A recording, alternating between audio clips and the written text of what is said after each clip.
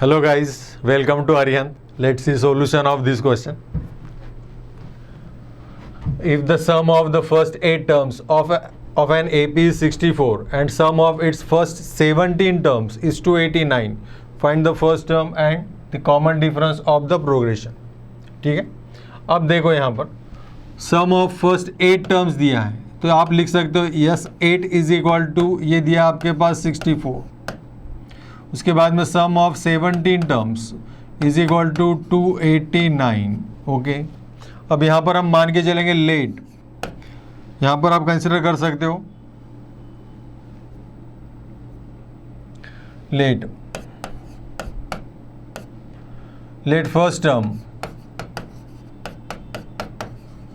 Term of this AP. First term of this AP is equal to first term is A and common difference is equal to common difference हम consider मान लेंगे D. ठीक है, तो आपके पास first term अगर A consider कर लिया हमने, first term of this AP is A, common difference is D. तो यस 8 के लिए आपके पास इक्वेशन बना सकते हो आप. सम ऑफ 8 टर्म्स के लिए आपके पास एक जनरल फॉर्मूला है इन AP, यस एन वाला फॉर्मूला है, सम ऑफ एन टर्म्स वाला. सम ऑफ एन टर्म्स वाला formula S n is equal to n by 2 into 2a plus n minus 1 into D. अगर यहाँ पर वैल्यू सब्स्टिट्यूट करोगे तो ये बनेगा 64 इज इक्वल टू एन का वैल्यू बनेगा 8 by 2 is equal to 2 into a plus n minus 1 into n का वैल्यू तो पता है ना हमें, एन का वैल्यू पता है हमें 7. एन का वैल्यू अगर 7 है तो यहाँ पर सब्स्टिट्यूट कर दीजिए. सॉरी, एन का वैल्यू है 8 माइनस 1 ये बनेगा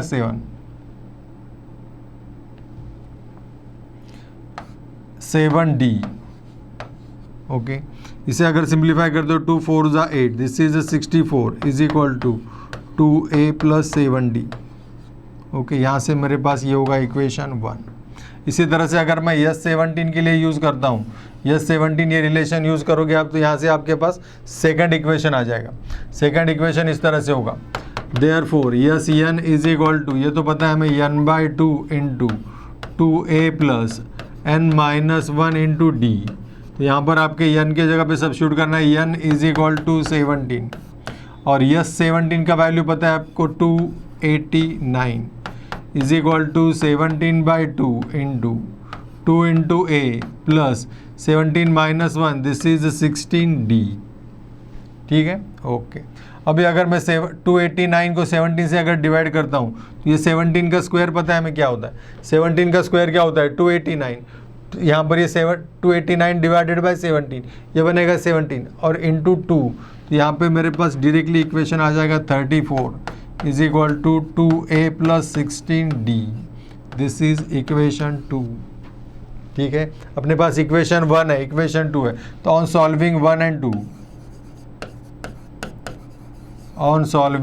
एंड 2 तो ये मेरे पास हो जाएगा 2a plus 7D is equal to 2a plus 7D is equal to क्या है अपने पास 64 इज इक्वल टू 64. यहाँ से क्या मिल रहा है मुझे 2a plus 16D is equal to 34. अगर ये दोनों का मैं डिफरेंस लेता हूँ तो यहाँ से क्या होगा, ये 2a कैंसिल, तो ये मिलेगा मुझे माइनस ऑफ 7 माइनस 16, ये होगा minus of 9. 2a plus 7D is equal to 64. ये बराबर है यस 2 4 ज़ा 8, नहीं ये यहाँ पे हमने क्या कर दिया 2 4 ज़ा 8 और ये 64 डिवाइडेड बाय 4 बन जाएगा. 64 डिवाइडेड बाय 4 मतलब ये होगा 2a plus 7D is equal to ये होगा 16 एंड दिस इज इक्वेशन 1, ना कि दिस. ये होगा अपने पास फिर equation 1. Okay, 2a plus 7D is equal to 16. 2a plus 7D is equal to 16.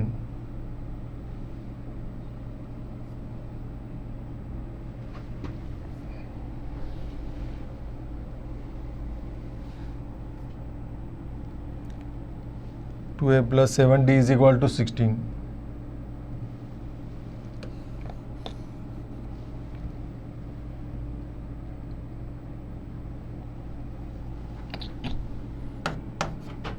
Is equal to 16।